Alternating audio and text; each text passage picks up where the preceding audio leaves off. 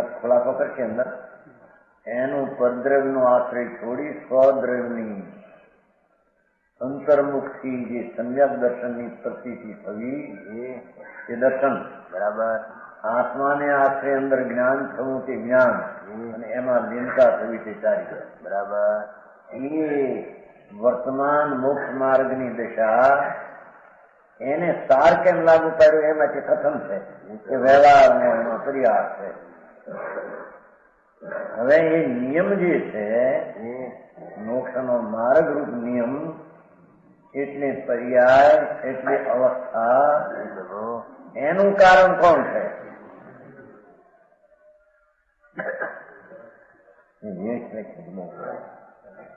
સમજાણું કાંઈ? આ તો કાર્ય નિયમ સાર કહ્યું